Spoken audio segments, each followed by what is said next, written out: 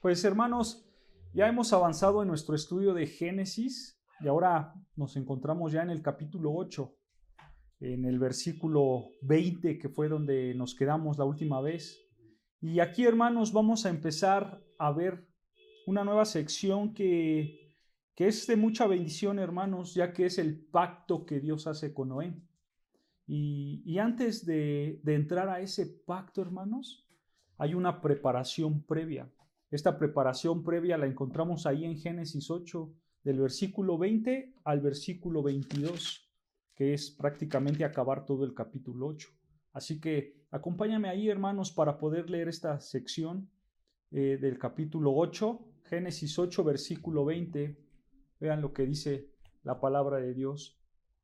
Y edificó Noé un altar a Jehová y tomó de todo animal limpio y de toda ave limpia y ofreció holocausto en el altar.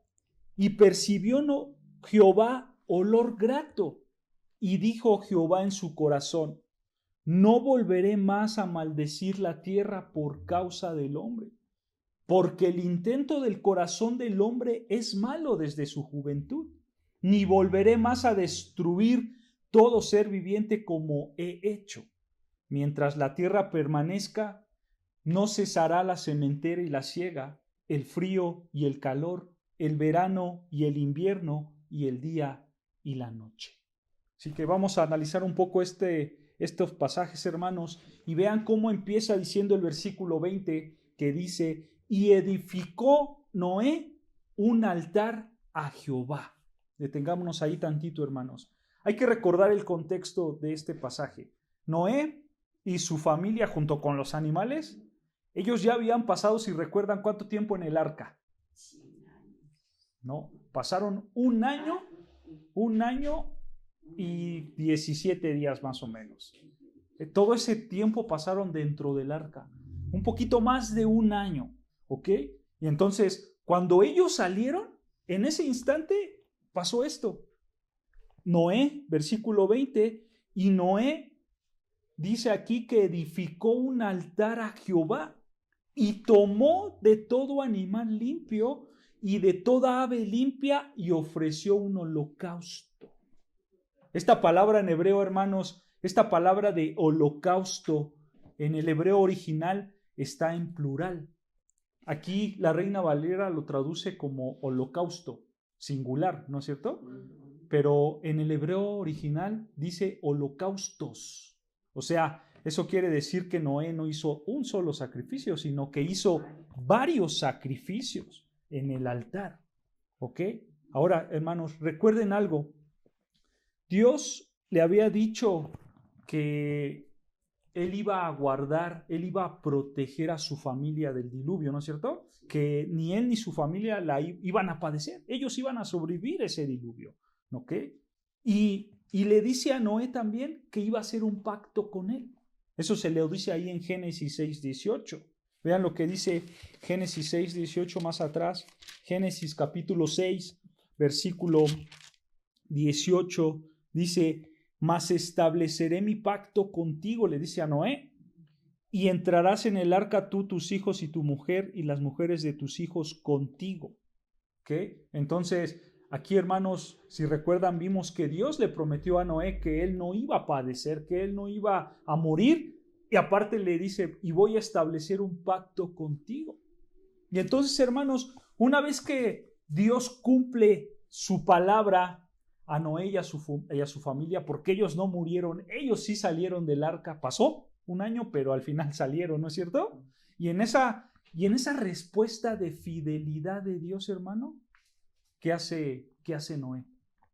Según el versículo 20 del capítulo 8, lo que hace Noé es hacer un sacrificio de animal, como una expresión de adoración a Dios. Dios lo salvó, Dios fue fiel, y Noé expresa una adoración a Dios sacrificando animales. ¿Sabes algo, hermano?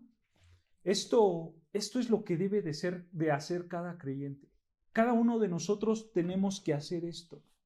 Tenemos que ser un sacrificio para Dios. Vean lo que dice Romanos 12, versículo 1. Romanos capítulo 12, versículo 1, vean lo que dice Pablo. Romanos 12, versículo 1,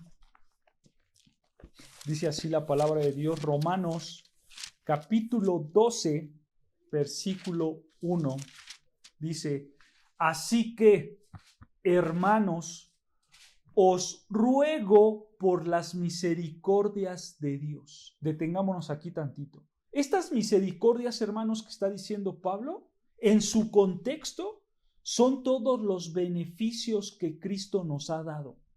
Entonces, lo que Pablo está diciendo aquí es que en base a las misericordias, o sea, en base a todos los beneficios que Cristo nos ha dado, Pablo nos ruega, vean, ¿qué nos ruega? Dice Pablo: yo les ruego que presentéis vuestros cuerpos en sacrificio vivo, santo, agradable a Dios, que es vuestro culto racional. Nota, hermano, cómo nosotros mismos tenemos que ser un sacrificio vivo para Dios. O sea, nuestra vida, hermanos, debe de ser entregada a la obediencia a Dios. Ese es el sacrificio que tenemos que hacer. O sea, tú ves la misericordia de Dios en tu vida. Tú ves los beneficios que Dios ha hecho en tu vida, y entonces eso debe de producir en ti el querer ser un sacrificio vivo para Dios. Tú adoras a Dios como un sacrificio vivo. ¿Se dan cuenta, hermanos? Esto mismo fue lo que hizo Noé. Noé vio la fidelidad de Dios y entonces él, en forma de adoración, ¿qué hizo? Sacrificó animales, ¿no es cierto? En forma de adoración, gracias a que él vio la fidelidad de Dios. Y hermanos, esto mismo es lo que tenemos que hacer nosotros. Nosotros tenemos no que sacrificar animales, pero sí tenemos que nosotros mismos ser un sacrificio vivo, y aparte dice Pablo, sacrificio vivo y santo para Dios. En pocas palabras, hermanos, dice Pablo, tu vida debe de ser una vida de obediencia. Tú debes de obedecer a Dios porque ese es un sacrificio que tú le das a Dios en adoración a Dios. ¿Se dan cuenta? Eso es lo que nosotros tenemos que ver cuando nos vemos las misericordias, la fidelidad, la gracia de Dios en nuestras vidas. Tenemos que obedecerle en adoración. Entonces, hermanos, ahora vean cómo Noé hacía eso. Él veía la fidelidad.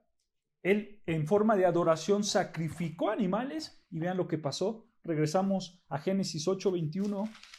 Génesis capítulo 8, versículo 21. Vean lo que pasa. Vean cómo responde Dios ante este sacrificio que hizo Noé. Génesis 8:21 dice: y percibió Jehová olor grato. Esto, hermanos, esto no quiere decir que Dios tiene una nariz, ¿eh? Él no tiene un cuerpo físico como el de nosotros, porque Dios es espíritu, dice las Escrituras, ¿no es cierto? Pero ¿por qué pasa esto, hermanos? ¿Por qué a veces se nos describe a Dios como si Él tuviera un cuerpo? Bueno, hermanos, muchas veces pasa esto porque Dios mismo en su sabiduría dijo, yo le voy a escribir a hombres, a seres humanos, y entonces yo tengo que poner ejemplos para que el ser humano me entienda de lo que yo voy a hacer o lo que yo hago, lo que yo soy. Y entonces es por eso, hermanos, que Dios hace esto para que Él se pueda comunicar con nosotros y nosotros poderle entender. Pero aquí, hermanos, no quiere decir que Dios, tenga una nariz. Simplemente lo que quiere decir aquí, hermanos, es que el sacrificio que hizo Noé, pues le gustó a Dios, fue agradable para Dios. Y esto nos hace ver, hermanos, que fue un sacrificio correcto, porque le gustó a Dios. No fue un sacrificio equivocado, sino que fue un sacrificio que le gustó. ¿Recuerdan a los hijos de Adán y Eva? A Abel. Abel hizo un sacrificio y a Dios también le gustó ese sacrificio, ¿no es cierto? Pero Caín, ¿qué hizo? También hizo un sacrificio, pero a Dios no le agradó su sacrificio. ¿Por qué? ¿Recuerdan? Porque el sacrificio de Caín era un sacrificio incrédulo, un sacrificio que estaba basado en sus propias creencias y no como Dios lo había ordenado, ¿no es cierto? Por eso Dios no aceptó ese sacrificio. Bueno, este no fue el caso de Noé. Noé hizo un sacrificio conforme Dios lo había establecido y por eso dice aquí en el versículo 21 que percibió Jehová olor grato. O sea, le agradó el sacrificio que había hecho Noé. Y vean, continúa diciendo el versículo, y dijo Jehová en su corazón, escucha lo que dijo, no volveré más a maldecir la tierra por causa del hombre, porque el intento del corazón del hombre es malo desde su juventud. Vean otra vez, hermanos, la palabra de Dios vuelve a afirmar cuán pecador es el ser humano. Porque recuerdan, ¿cuál fue el motivo del diluvio? Esto, la maldad del hombre, ¿no es cierto? Ahí en Génesis 6:5, ¿no? El corazón del hombre era perverso y continuamente pensaban en hacer el mal. Eso fue lo que provocó el diluvio, ¿no es cierto? La maldad, y aquí lo dice, el intento del corazón del hombre es malo. Esta es la realidad del ser humano, que él es malo desde siempre.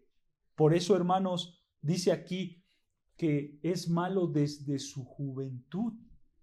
Esa frase desde su juventud, hermanos, da la idea de que por naturaleza, el ser humano es pecador. En lo más profundo de su ser, en lo más profundo de su interior, el ser humano peca. En su corazón, en su mente, en sus deseos, en sus pensamientos, en sus motivos. Todo el interior del ser humano está lleno de maldad, lleno de pecado. Date cuenta, hermanos, como el problema no es lo externo. Salud, salud. No, no hay problema. El problema, hermanos, no es lo externo, sino ¿qué? Lo interno, ¿no es cierto? Aquí está realmente el problema. Lo externo, hermanos, simplemente es un reflejo de lo que hay adentro. Eso es lo que pasa verdaderamente. Por eso el ser humano es pecador. El ser humano miente externamente, roba externamente, porque adentro de él está toda esa maldad. Está toda esa pecaminosidad. Entonces, nota, hermanos, que aquí vemos que el ser humano era pecador, dice, desde siempre.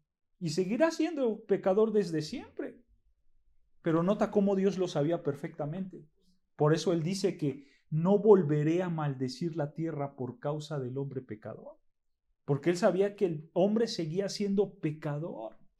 Y continúa diciendo el texto, vean, ahí casi al final del versículo dice, ni volveré más a destruir todo ser viviente como he hecho.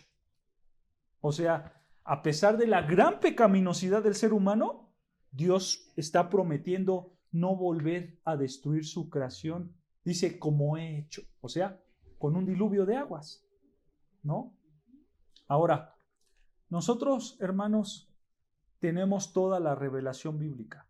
Nosotros sabemos que Dios no va a destruir el mundo con agua, pero sí lo va a destruir con fuego. Eso lo vemos en Apocalipsis 20 y en 2 de Pedro capítulo 3. Apocalipsis 20 y 2 de Pedro capítulo 3 nos dice que Dios va a destruir el mundo con fuego. Pero quiero que notes, hermanos, que la promesa de Dios es que Él no va a destruir el mundo, pero con agua, ¿no es cierto? Porque Él jamás está diciendo, nunca jamás voy a destruir la tierra. No, Él no está diciendo eso. Él lo que está diciendo es, ya no la voy a destruir, pero con agua, ¿no es cierto? La puede destruir con otra cosa, con fuego, pero con agua, dice el Señor, ya no. De eso, hermanos, sí estamos 100% seguros, de que Él ya no la va a destruir con agua.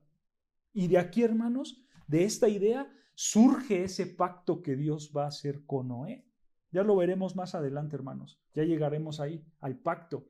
Y entonces vean lo que dice Dios en el versículo 22. Él dice que ya no va a destruir la tierra con agua, y versículo 22 dice, mientras la tierra permanezca, Mientras la tierra permanezca. Detente ahí tantito, hermanos. Quiero que notes una implicación importante aquí, porque la implicación aquí, hermanos, es que nos está diciendo Dios que llegará un momento cuando la tierra ya no permanezca. Porque Él está diciendo mientras permanezca, pero llegará un día donde ya no va a permanecer.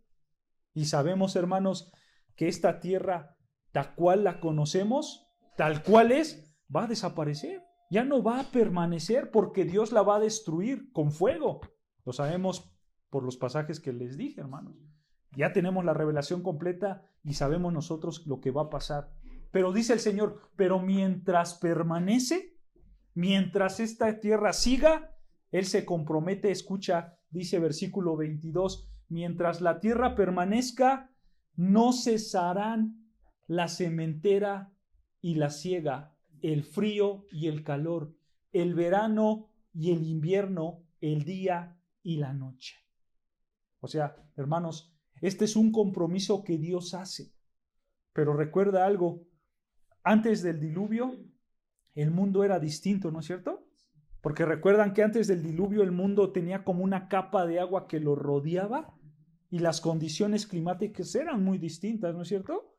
Pero después del diluvio, hermanos, esas condiciones climáticas cambiaron totalmente. Y por eso ahora tenemos, hermanos, aquí en este versículo de manera implícita nos está diciendo que ahora existirán las estaciones del año. Habrá temporadas de calor, pero también de ¿qué? De frío. Y otras temporadas pues más templaditas, ¿no es cierto? ¿Por qué? Porque el clima ya cambió. Y ahora, hermanos, nosotros conocemos lo que llamamos las estaciones del año. Pero esas estaciones Dios las hará permanecer hasta su segunda venida, hasta que Él decida destruir este mundo con fuego. Y ahora nota, hermanos, así acaba el capítulo 8 de Génesis, como por así decirlo, una pequeña introducción para el pacto que va a hacer Dios con Noé. Ahí es donde nosotros queremos llegar, ¿ok? Y ese pacto, hermanos, lo vamos a ver en el capítulo 9, del versículo 1 hasta el versículo 17. Ahí se describe todo ese pacto que Dios hace con Noé. Pero antes de verlo, hermanos, antes de leerlo, en toda esta sección de Génesis 9, versículo 1 al 17, si tú te das cuenta cuando vayas leyendo toda esta sección, hermanos, se va a repetir mucho esta palabra pacto. Pacto. ¿Por qué? Porque ese va a ser el tema principal. Ese va a ser el tema primordial. El pacto que Dios hizo con Noé. Y sabes, esa palabra de pacto en hebreo es berit. Berit. ¿Ok? Berit. Pacto. Y esta palabra de berit o pacto, ¿sabes cuántas veces se usa en el Antiguo Testamento? Se usa 284 veces. Son muchas, son demasiadas veces. Entonces, hermanos, esto nos hace ver la importancia de esta palabra, ¿no es cierto? Porque, hermano, un pacto sí es importante para Dios. Él toma al pacto como lo que es, algo serio, algo importante.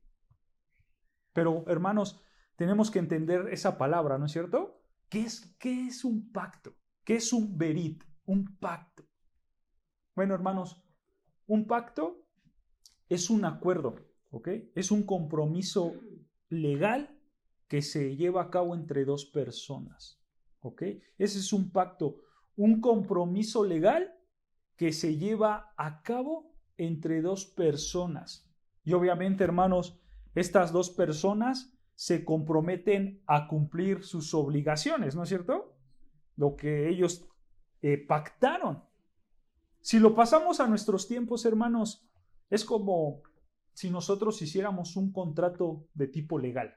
Es como un pacto, ¿ok? Un contrato legal. Un contrato ya sea, hermanos, de un contrato de compraventa, un contrato de que tú firmas con tu jefe para trabajar, o un contrato, si tú vas y compras un carro, pues tengo que firmar un contrato, ¿no es cierto? Eso es, en nuestros tiempos, eso es lo que sería un pacto en tiempos bíblicos. ¿ok?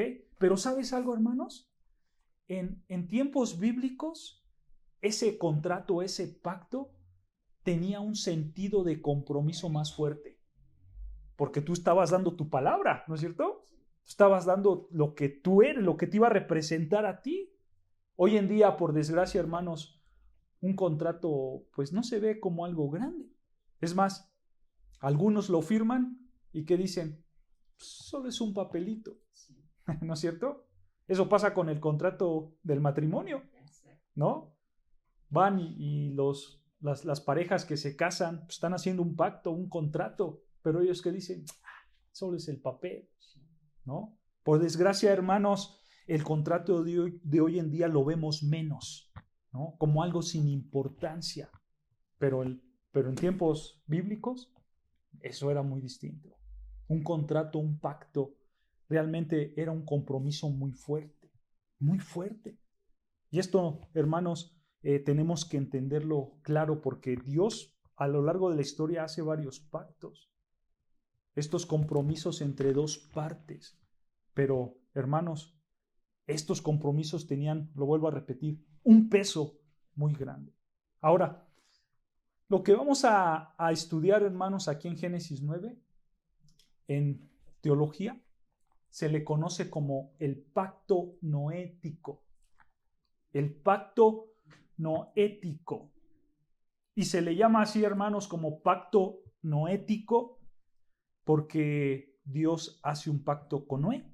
¿Ok? Y fíjense, hermanos, la primera vez que utiliza la Biblia la palabra pacto es ahí en Génesis 6:18. Ya lo leímos, ¿no es cierto? Pero vamos a leerlo otra vez para que vean. Génesis 6:18. Esta es la primera vez que se utiliza la palabra pacto. Génesis 6:18 dice, mas estableceré mi pacto, o sea, el berit, mi pacto contigo, y entrarás en el arca tú, tus hijos, tu mujer y las mujeres de tus hijos contigo. Nota, esta es la primera vez que se utiliza esta palabra pacto. En los versículos y capítulos atrás, jamás se había usado esta palabra. Esta es la primera vez que se utiliza berit, pacto. Este es el compromiso que Dios va a hacer con Noé. Y este compromiso pues, lo vamos a ver más adelante, en Génesis 9, más concreto, versículo 9. Ya llegaremos ahí, ¿ok? Ya lo estudiaremos. Ahora, quiero preguntar algo, hermanos. ¿Este pacto noénico de qué trata? Bueno, trata simplemente, hermanos, de que Dios se va a comprometer a ya no destruir la tierra con agua. De eso trata este pacto que va a hacer con Noé, ¿ok? Y aparte Dios lo que va a hacer es establecer un arco iris como símbolo de una garantía de que Él ya no va a destruir este mundo con agua. En pocas palabras, de eso va a tratar este pacto noético, ¿ok? Ahora, esto me lleva a otra pregunta, hermanos. ¿El pacto noético es el primer pacto que Dios hace en la Biblia? ¿O hay otro pacto más atrás? El pacto noénico o el pacto que va a hacer con Noé, ¿es el primer pacto que Dios hace en la Biblia o hay otro pacto atrás de Noé? Bueno, hermanos, hay varias posturas. Hay varias posturas entre los estudiosos. Algunos dicen que Dios ya había hecho otro pacto antes que con Noé. Y esto, hermanos, estas posturas se le conoce en la teología como la teología de pactos, ¿ok? Así se le llama en la teología de pactos. Y esta teología de pactos surgió por ahí, hermanos, del siglo XVI, con un hombre llamado Ulrico Zwinglio. De hecho, hermanos, Ulrico fue contemporáneo de Martín Lutero. Nuestro pastor Sergio nos ha predicado de Ulrico, un reformador protestante, ¿no es cierto? Ajá. Entonces, él, hermanos, y otro más inventó esta teología llamada la teología de pactos, ¿ok? Y bueno, esta teología de pactos, hermanos, se ve y la vas a encontrar mucho en estos círculos reformadores, ¿no? También lo vas a encontrar mucho en las denominaciones de los presbiterianos. Ellos creen mucho en esta teología de pactos, ¿ok? Entonces, ¿De qué habla la teología de pactos, hermanos? En pocas palabras, ellos dicen que en la Biblia tú vas a encontrar 3 pactos importantes. 3, ¿ok? Se los voy a decir. El primer pacto que ellos dicen es conocido como el pacto de obras, ¿ok? El pacto de obras. Ellos, hermanos, dicen que este pacto de obras es el pacto que Dios hizo con Adán, ¿ok? Y ese pacto que hizo Dios con Adán le llaman pacto edénico. ¿Por qué edénico? Porque se hizo en el Edén, ¿ok? Y este pacto, hermanos, consiste en la promesa de vida eterna. Por eso se llama el pacto de obras, porque le dice a Dios a Adán, como obra, pues tienes que obedecer y no agarrar del árbol, ¿no? Si lo agarras, pues vas a morir. Y entonces ellos dicen que ese es un pacto de obras que consiste simplemente en eso, en la obediencia de Adán, ¿ok? Y eso, hermanos, pues nosotros lo vemos y ya lo estudiamos en Génesis 2 y Génesis 3, ¿no es cierto? Donde está la historia de Adán y Eva. Pero, ¿sabes, hermano? Cuando estudiamos esa sección de Génesis 2 y Génesis 3, jamás vemos la palabra pacto, ¿no? No se encuentra esa palabra de pacto. Ya lo estudiamos y jamás estudiamos esa palabra, ¿no es cierto? Pero estos hombres que apoyan esta postura teológica, ellos dicen que aunque no esté la palabra pacto, los elementos de un pacto están presentes y por eso ellos dicen que sí puede ser un pacto, ¿no? No lo dice, pero están los elementos y para ellos es un pacto y por eso le llaman el pacto de obras, ¿ok? Entonces, hermanos, esa teología de pactos, en primer lugar, enseña ese pacto, el pacto de obras. En segundo lugar, hermanos, también enseñan otro pacto que se llama el pacto de gracia. El pacto de gracia.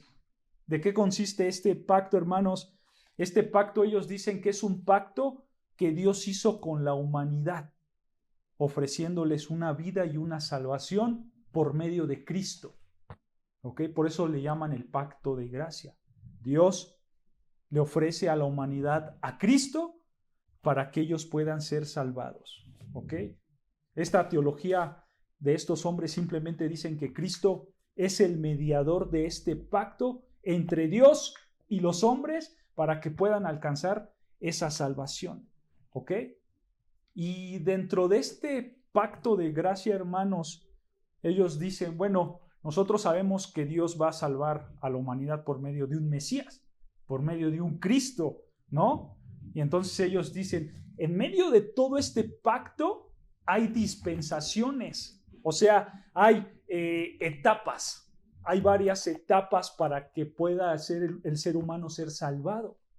Y ellos dicen, en la primera etapa está en Génesis 3:15. ¿Recuerdan cuando vimos Génesis 3:15? Que se le llama el protoevangelio. ¿Recuerdan que hablamos acerca del protoevangelio? Cuando Dios le dice a Eva que uno de sus descendientes iba a aplastar la cabeza de la serpiente, ese es el protoevangelio. Entonces ellos dicen, esa es una primera etapa donde Dios está prometiendo salvación para los hombres. ¿Ok? Después dicen, hay otra etapa que es la que vamos a estudiar ya después nosotros, que es la etapa de Noé, donde Dios hace un pacto con Noé en Génesis 9, donde le dice que ya no va a destruir este mundo. Después, ellos dicen, hay otra etapa cuando Dios habla con Abraham, ahí en Génesis 12, y entonces ahí Dios le promete unas cosas a Abraham. Después, hay otra etapa cuando Dios se le aparece a Moisés, ¿no? Y Dios quiere que saquen a su pueblo y después le dice, sube al monte Sinaí y le da su ley en Éxodo 19:20. Entonces, dice estos hombres, esa es otra etapa, cuando Dios le da a Moisés el pacto por medio de su ley para que ellos puedan ser salvados en el monte Sinaí, ¿no es cierto? Entonces, hermanos, dense cuenta, esta teología que se le llama el pacto de gracias viene dividida, por así decirlo, en varias secciones, hasta llegar hasta Jesucristo y hasta los finales de los tiempos, ¿ok? Entonces ellos ven así de esta manera estos pactos, ¿ok? Entonces vemos en primer lugar que ellos creen en el pacto de obras, en el pacto de gracia que está cementado en varios pactos, y por último, ellos dicen en tercer lugar, uno de los pactos más importantes es el pacto de redención. El pacto de redención. ¿Este pacto de qué habla? Pues simplemente el pacto que hizo el Padre y el Hijo en salvar a la humanidad. Ese es el pacto de redención. Tú, Cristo, tu Hijo, vas a ser aquel mediador para salvar a la humanidad y para que vivan en la eternidad con nosotros. ¿Ok? Porque Jesucristo iba a cumplir toda justicia, Él iba a obedecer la ley de Dios de manera perfecta, ¿no es cierto? Y entonces ellos dicen, ahí está el pacto de redención. Y ellos aparte también decían, hermanos, que la base del pacto de redención, pues es el pacto de gracia. Porque si no hay gracia, pues no hay redención, ¿no es cierto? Y esa es la lógica que ellos dicen. Ahora, hermanos, explicamos todo esto porque estamos respondiendo una pregunta, ¿no es cierto? La pregunta que hicimos, ¿acaso el pacto noénico es el primer pacto que Dios establece en la Biblia? Esa es la pregunta que hicimos, ¿no? Por eso estamos dando toda esta explicación. Ahora, si nosotros contestamos esta pregunta, ¿acaso el pacto noénico es el primer pacto que Dios hizo en la Biblia? Si nosotros contestamos esta pregunta, de acuerdo a la teología de pactos, pues la respuesta va a ser que no. Como ya lo vimos, ellos dicen que Dios hizo otros pactos atrás con Noé, ¿no es cierto? Con Adán y demás, ¿no es cierto? Y entonces ahí entra el pacto de obras, el pacto de gracia y el pacto de redención, ¿ok? Pero, hermanos, quiero hacerles una pregunta. ¿Esta es una buena interpretación de las Escrituras? El que nosotros digamos que hay otros pactos atrás de Noé, ¿es una buena interpretación de las Escrituras? Bueno, hermanos, les voy a dar lo que nosotros creemos. Nosotros creemos que en esa teología de pactos sí hay un problema de interpretación, porque el problema, hermanos, radica en el significado de la palabra pacto. Porque la Biblia sí habla de pactos específicamente, de acuerdo a lo que Dios hace, ¿ok? Y nosotros creemos, hermanos, que la Biblia habla específicamente de 6 pactos importantes. 6 pactos importantes, que más adelante se los voy a desglosar, ¿ok? Pero, hermanos, nosotros creemos que la teología de pactos sí tiene elementos correctos, pero no refleja realmente lo que la palabra significa. Porque como les comenté en un principio, ellos dicen, con Adán no se menciona la palabra pacto, pero hay elementos. Entonces eso nos lleva a decir, pues en la interpretación no puedes decir eso. Porque si Dios dice que esto es un pacto, pues es un pacto. Si Dios no dice que nada, pues obviamente no hay nada ahí. ¿Me doy a entender? Es por eso, hermanos, que nosotros especialmente no creemos que haya otros pactos atrás. Porque Dios nunca dijo que esos eran pactos. Más sin en cambio el pacto que vamos a estudiar, ahí Dios sí está diciendo, yo sí voy a hacer un pacto, un acuerdo, ¿no es cierto? Un contrato contigo. Ahora, hermanos, yo sé que esto está pareciendo como si fuera una clase de teología, ¿no? Y se está pareciendo quizás como si les estoy dando argumentos para debatir a un presbiteriano. Pero no, hermanos, lo que les estoy enseñando y lo que les estoy compartiendo, esto es importante entenderlo. ¿Para qué, hermanos? Para que nosotros tengamos realmente un buen entendimiento teológico, para que nosotros podamos interpretar y conocer correctamente la palabra de Dios. Porque cuando nosotros estudiamos los pactos como son, hermanos, eso nos va a ayudar a interpretar correctamente las Escrituras. y saber qué es lo que Dios estaba diciendo y cómo esos pactos aplican a mi vida. Yo les voy a dar una repasadita, hermanos, de estos 6 pactos que Dios establece en la Biblia de manera muy general. Se los voy a dar. Ya después ustedes los investigan con más calma en su casa, pero yo se los voy a dar de una manera general, que nosotros creemos que estos pactos son los que Dios sí ha establecido en las Escrituras, ¿ok? Ajá, aquí vienen en la Biblia. Entonces, vean, recuerden que nosotros estamos haciendo esa primer pregunta, ¿no? ¿El pacto noénico es el primer pacto en la Biblia? De acuerdo a lo que nosotros hemos estudiado y a lo que creemos en la interpretación bíblica, nosotros creemos que sí. El pacto noénico es el primer pacto, ¿ok? Porque es la primera vez que se utiliza la palabra pacto. Ya lo vimos, Génesis 6:18, ¿ok? Y entonces vamos a empezar con ese pacto nomás de manera general, hermanos, y ya después, poco a poco, los vamos a ir estudiando, ¿ok? Entonces, el primer pacto que nosotros creemos que está en la Biblia es el pacto noético. Noético.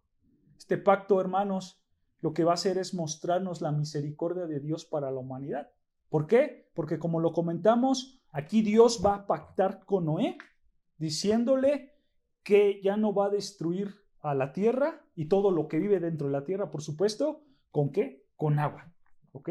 Y entonces a partir de ese momento, Dios va a establecer algo que se le conoce como el ciclo de las estaciones, ¿ok? En pocas palabras, hermanos, ese es el pacto noético, ¿ok? Es un pacto permanente, un pacto que va a durar, hasta que Dios destruya la tierra, pero no con agua, sino con otro elemento que sabemos que será con fuego, ¿ok? En la segunda venida del Señor Jesucristo, o después del milenio, dependiendo la postura escatológica que uno crea, pero bueno, ese es otro tema, lo dejamos para otro día, pero en pocas palabras, eso trata el pacto noético, ¿ok? Entonces, ¿eso en dónde lo encuentras, hermanos? Eso lo encuentras en Génesis 9, versículo 1 al 17. Ahí puedes encontrar ese pacto. Génesis 9, versículo 1 al 17, ¿ok? Ahora, el segundo pacto, ¿cuál es? El segundo pacto se llama el pacto abrámico. El pacto abrámico. ¿Eso dónde lo vas a encontrar, hermanos? Eso lo vas a encontrar en Génesis 12. Tienes que leer todo el 12, todo Génesis 12 y todo Génesis 15. Ahí ya llegáramos también a ese pacto, pues estamos estudiando Génesis. El pacto abrámico, Génesis 12 y Génesis 15. Este pacto habla, hermanos, por supuesto, de que Dios muestra su favor inmerecido de manera unilateral hacia esta nación que es Israel. ¿Por qué? Porque este pacto, hermanos, que establece con Abraham, por eso se llama abrámico, porque lo establece con Abraham, simplemente habla y Dios le promete a Abraham que él iba a tener una descendencia, que de esa descendencia iba a llegar el Mesías, pero que también que su descendencia iba a ser mucha, sus tierras iban a ser muchas y aparte él sería muy bendecido. En pocas palabras, eso es lo que habla este pacto, el pacto abrámico.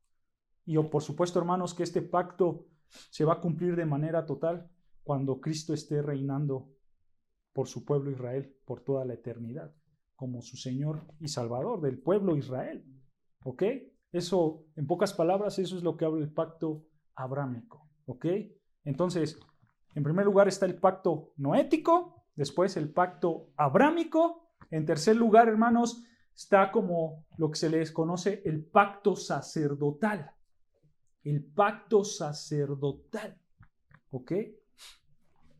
En este pacto, hermanos, Dios promete el sacerdocio mediante la descendencia de Fines. De Fines. La descendencia de Fines. Su descendencia iba a tener un sacerdocio permanente. ¿Ok? Eso es lo que Dios pacta con Fines. Que por medio de su descendencia iba a haber un sacerdocio permanente. Y obviamente, hermanos, este pacto se extiende hasta el reinado futuro de Cristo, porque allá, hermanos, Y lo vuelvo a repetir, dependiendo la postura escatológica, o sea, la postura de los fines del tiempo que tú creas, puede ser, hermanos, que haya un templo en lo que se le conoce como el milenio, un templo donde adoremos a Dios. Pero lo vuelvo a repetir, eso también depende mucho de la postura escatológica que se crea, ¿ok? Y este pacto sacerdotal, ¿dónde lo encontramos? Pues lo encontramos en Números capítulo 25. Números 25, versículo 10 al 13. Ahí encuentras este pacto sacerdotal. Números capítulo 25, versículo 10 al 13. ¿Ok? En cuarto lugar está el pacto mosaico. El pacto mosaico. ¿Por qué pacto mosaico? Porque es el que Dios hizo con Moisés. ¿Ok? ¿Y saben algo interesante de este pacto? Este pacto, hermanos, el pacto mosaico, es el único pacto condicional. De los 6, es el único pacto condicional. En otras palabras, hermanos, aquí Dios pacta con Moisés diciéndole que Dios iba a bendecir a Israel, pero siempre y cuando Israel obedeciera. Por eso es un pacto condicional, porque está condicionado a la obediencia de Israel. ¿Ok? Por eso es un pacto condicional, el pacto mosaico. Y en este pacto, hermanos, pues por supuesto que vamos a ver a Dios mostrando su santidad y mostrando, por supuesto, también por otro lado, la pecaminosidad grande del pueblo de Israel, ¿no? Porque Dios dice, yo como soy un ser santo, yo demando obediencia, pero los israelitas como son pecadores, pues no van a obedecer, ¿no es cierto? Entonces, este pacto nos muestra estas dos realidades, ¿ok? Este pacto, ¿dónde lo encontramos, hermanos? El pacto mosaico. Lo encontramos en Éxodo, capítulo 19, versículos 5 al 6. Éxodo 19, versículos 5 al 6, ¿ok? Entonces, hermanos, recapitulando rápido, tenemos el pacto noético, el pacto abrámico, el pacto sacerdotal, el pacto mosaico, y en quinto lugar está el pacto davídico, ¿ok? El pacto davídico. Este pacto, hermano, se llama así porque es el pacto que Dios hizo con David, el pacto davídico. ¿En qué consiste este pacto, hermanos? Este pacto consiste en que Dios le iba a prometer a David que por medio de su descendencia iba a haber alguien que reinara por siempre. ¿Ok? O en otras palabras, la descendencia de David iba a ser una descendencia de reyes, ¿no? Eso es lo que habla este pacto. Y por supuesto, hermanos, este pacto se cumple en el Mesías y de manera total se va a cumplir en el futuro cuando el Señor Jesucristo, quien es el Mesías, pues reine por toda la eternidad, ¿no es cierto? Como el Rey de Reyes y el Señor de Señores. Ahí es donde se va a cumplir de manera total este pacto davídico. ¿Dónde lo encontramos? Lo encontramos en 2 de Samuel capítulo 7, versículo 8 al 16. 2 de Samuel capítulo 7, versículo 8 al 16. Ese es el pacto davídico. Y por último, hermanos, el sexto pacto que vemos en la Biblia se le conoce como el nuevo pacto. El nuevo pacto. ¿En qué consiste este pacto, hermanos? Este pacto simplemente habla de que Dios promete que iba a colocar la ley en el corazón de su pueblo, mediante el nuevo nacimiento, por supuesto. De eso habla el nuevo pacto. Dios iba a colocar su ley en el corazón de los hombres. ¿Esto dónde lo encontramos? Esto lo encontramos en Jeremías, capítulo 31, versículo 31 al 34. Jeremías, capítulo 31, versículo 31 al 34. Pero ¿saben algo, hermanos? Cuando nosotros estudiamos este pacto en su contexto, obviamente es un pacto que se le hizo primeramente a la nación de Israel, porque Él es el pueblo escogido de Dios, ¿no es cierto? Pero ¿sabes algo, hermano? Aquí quiero hablar rápidamente de la importancia de la Santa Cena. La Santa Cena que nosotros celebramos una vez al mes. Es importante, hermanos, esa institución que dejó el Señor Jesucristo, porque ¿tú recuerdas cuáles fueron las palabras del Señor Jesucristo cuando estaba instituyendo la Santa Cena? Él dijo, esta copa es la sangre del nuevo pacto, del nuevo pacto. Entonces, ¿eso qué quiere decir, hermanos? Eso quiere decir que el nuevo pacto que Dios iba a hacer, no solo iba a ser para Israel, sino también para la iglesia, o sea, para nosotros. Nosotros estamos incluidos en este nuevo pacto. Esto es una gran bendición para nosotros, ¿no es cierto? El nuevo pacto. Es por eso, hermanos, que Dios ha puesto su ley en nuestros corazones, ¿no? Y Dios hace ahí la regeneración en nuestras vidas para que podamos ser salvados. Gracias a este nuevo pacto que Cristo estaba haciendo con nosotros. Entonces, vean, hermanos, estos son los 6 pactos que habla la Biblia. De esos 6 pactos, hermanos, quiero que te des cuenta, 5 son pactos incondicionales.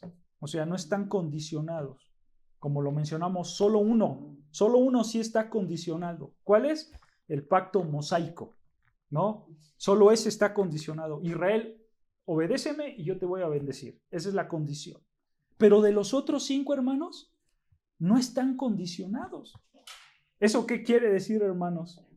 Eso quiere decir que Dios va a cumplir esos pactos aunque la parte no cumpla lo suyo. Porque como son pactos incondicionales, dice Dios, no importa si tú no cumples con lo tuyo, yo voy a cumplir con esos pactos. Esto es importante entenderlo, ¿no es cierto? Porque, hermanos, no importa lo que haga el ser humano, al final Dios va a cumplir su palabra. No importa si el pueblo de Israel o la iglesia somos pecadores, al final Dios va a cumplir esos pactos. ¿No es cierto? Y ahora, hermanos, el primer pacto, que es el pacto noético, donde Dios se compromete a ya no destruir la tierra con agua, como lo hizo con el diluvio. Fíjense, hay algo muy interesante cuando estudiamos los pactos, y es que Dios siempre utiliza el pacto noético como una garantía para saber que va a cumplir los demás pactos. O sea, Dios así lo dice. Así como yo cumplí el pacto con Noé, así también voy a cumplir los demás. Vean, hay ejemplos bíblicos. Vean lo que dice Jeremías. Acompáñame. Jeremías 33, 20. Vean lo que dice Jeremías 33, versículo 20. Vean lo que dice. Ahí podemos ver esta realidad. Jeremías, el profeta Jeremías 33, 20.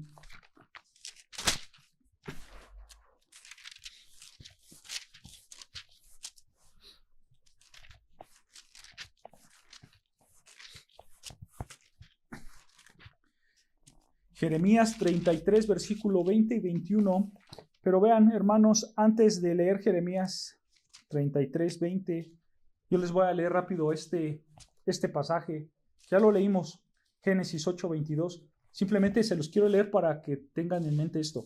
Vean lo que dice, escuchen, Génesis 8, 22. Dice, mientras la tierra permanezca, no cesará la siembra ni la siega, el frío y el calor, el verano y el invierno, y el día y la noche. Le está prometiendo que mientras la tierra exista, esto no se va a acabar. ¿Ok? Se lo está prometiendo a Noé. Entonces, vean lo que dice Jeremías 33, 20. Dice Jeremías 33, 20. Así ha dicho Jehová, si pudieres invalidar mi pacto con el día y mi pacto con la noche, de tal manera que no haya día ni noche a su tiempo, podrá también invalidar mi pacto con mi siervo David, para que deje de tener hijo que reine sobre su trono, y mi pacto con los levitas y sacerdotes, mis ministros. O sea, hermanos, el versículo 20 simplemente lo que nos está hablando es una referencia al pacto noético. Por eso les leí, porque recuerdan, Dios le está diciendo, mientras permanezca esta tierra, no va a padecer ni el día ni la noche. Ese es el pacto que está haciendo también Dios con Noé, ¿no? Y entonces por eso aquí, hermanos, aquí habla del pacto del día y de la noche, haciendo una referencia al pacto noético, ¿ok? Pero él dice que si él destruye el pacto noético, pues también va a destruir el pacto de David y el pacto sacerdotal, ¿ok? Pero como sabemos que hasta el día de hoy no lo ha destruido, pues hasta el día de hoy el pacto davídico y el pacto sacerdotal siguen en pie, porque él no ha destruido la tierra con agua, ¿sí? Hasta el día de hoy no. Entonces, estos pactos siguen vigentes y siguen permaneciendo. ¿Se dan cuenta? ¿Se dan cuenta, hermanos, cómo Dios usa el pacto noético como garantía para garantizarte los otros pactos? ¿Ok?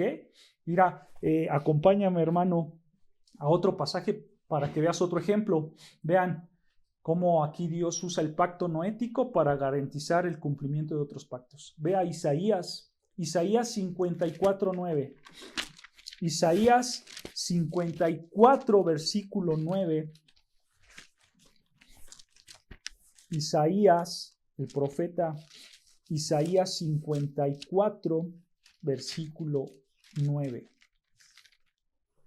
Vean, dice así, Isaías 54, 9, porque esto me será como en los días de Noé, cuando juré que nunca más las aguas de Noé pasarían sobre la tierra. Así he jurado que no me enojaré contra ti, ni te reñiré. Aquí Dios le está hablando a Israel. Pero vean versículo 10. Porque los montes se moverán y los collados temblarán, pero no se apartará de ti mi misericordia. Escucha, ni el pacto de mi paz que se quebrantará, dijo Jehová, el que tiene misericordia de ti. Este pacto de paz, hermanos, en su contexto es el nuevo pacto. El nuevo pacto. Este es el pacto de paz. El nuevo pacto. ¿Por qué lo sabemos? Vean, un capítulo después, Isaías 55, Isaías 55, versículo 3, vean lo que dice. Isaías 55, versículo 3, aquí nos hace ver que el pacto de paz es el nuevo pacto, o también conocido, vean cómo lo llaman también, inclinad vuestro oído y venid a mí, oíd y vivirá vuestra alma, y escucha, y haré con vosotros pacto eterno. Este es el nuevo pacto, un pacto eterno, un pacto que nos iba a dar nueva vida y una vida eterna, ¿ok? Y vean, haré con vosotros pacto eterno, las misericordias firmes a David. Entonces vean, hermanos, cómo Dios lo que está diciendo es, así como estoy cumpliendo el pacto noético, así también voy a cumplir el nuevo pacto, tanto para Israel como para la iglesia. ¿Se dan cuenta? Vean, hermanos, entonces cómo el pacto noético es importante estudiarlo, porque al final eso es una garantía para los demás pactos que Dios hace. Nota, hermano, esto nos está hablando realmente de la fidelidad de Dios, ¿no es cierto? Porque lo que Él dice, Él lo cumple. Y siempre ha sido así. Él cumple todas sus profecías más gloriosas como su palabra más pequeña, porque Él todo lo cumple, hermano. Si Él ha dicho, yo te voy a dar paz y fortaleza en medio de tus debilidades, Él lo va a hacer, porque Él lo ha dicho. Si Él, hermanos, ha dicho que no te voy a dar y no te voy a dejar enfrentar tus problemas sin antes darte la capacidad de fe para que lo soportes, entonces Él lo hará, porque Él lo ha dicho, ¿no es cierto? Si Él te dice, yo estoy contigo en medio de las circunstancias malas que te rodean, entonces hay que creerle, porque Él lo ha dicho, hermanos. Claro, porque, hermanos, recuerda, Él es un Dios de pacto, un Dios que cumple su palabra. Así como cumplió el pacto noético y lo sigue cumpliendo hasta el día de hoy, así va a cumplir toda su palabra hasta la eternidad. Porque es un Dios de palabras, un Dios de pactos. Hoy, hermanos, se dice mucho, ¿no es cierto?, que el sol va a explotar y que va a desaparecer. Otros más dicen que va a venir un meteorito en el 2035, ¿no es cierto? Algo así, 2035, y que va a entrar, va a chocar con la Tierra y la Tierra va a desaparecer, ¿no es cierto? Que, fíjense, hermanos, los científicos dicen que sí va a entrar un meteorito, que es lo más probable, y que va a dejar daños graves, pero hay gente que lo exagera. Hay gente que lo exagera y dice, se va a acabar la humanidad, así como los dinosaurios, nos va a caer un meteorito y vamos acá y morir todos, ¿no es cierto? Otros más dicen, el cambio climático es muy fuerte, hay días muy fuertes, hay días muy calurosos, las estaciones se están acabando, o nos vamos a enfriar o los vamos a quemar, y entonces empiezan a inventar muchas cosas, ¿no es cierto? Pero ya lo vimos. ¿Cuál fue la promesa de Dios? Génesis 8:22. Mientras la tierra permanezca. ¿No es cierto? O sea, hermanos, hay que tener la seguridad que si esta tierra permanece hasta la venida del Señor Jesucristo, dice Dios, esta tierra no cesará la sementera ni la siega. O sea, no se va a acabar la siembra, eso es lo que está diciendo. En otras palabras, la siembra, hermanos, nos habla también de las estaciones del año, porque no puedes sembrar toda la época del año. Entonces, eso es lo que nos está dando a entender Dios aquí en Génesis 8:22, ¿no? La siega y la siembra permanecerán, o sea, las estaciones del año van a permanecer, y por eso continúa diciendo el frío y el calor, el verano y el invierno, el día y la noche. O sea, hermanos, date cuenta, Dios está estableciendo el ciclo de las estaciones después del diluvio, pero Él está diciendo, tranquilos, esto que voy a establecer no se va a acabar. Yo voy a hacer que esté hasta que permanezca. O sea, hasta que venga el Señor Jesucristo, lo sabemos por toda la revelación bíblica, ¿no es cierto? Hay que estar tranquilos, hermanos, porque esta es una realidad. ¿Vienen momentos difíciles para la tierra? Sí. ¿No es cierto? ¿Los cambios climáticos son fuertes? Sí. Pero dice el Señor, pero estate tranquilo. Estate tranquilo. Yo voy a llegar y ahí se acabará la tierra. Pero si tú eres mi hijo, no te preocupes, porque si yo regreso es un beneficio para ti.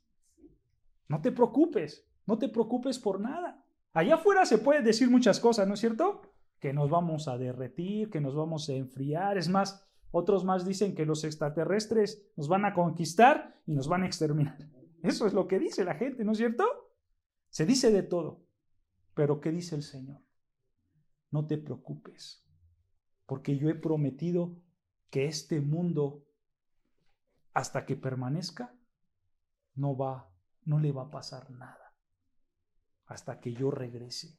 Y si Él lo ha dicho, hermanos, así será, porque Él cumple toda su palabra, Él cumple sus pactos. ¿No es cierto, hermanos? Esta es una gran bendición que nosotros podemos ver, cómo Dios es fiel a su palabra.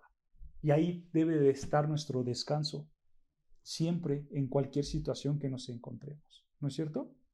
Lo vamos a dejar aquí, hermanos, porque ya se nos fue el tiempo.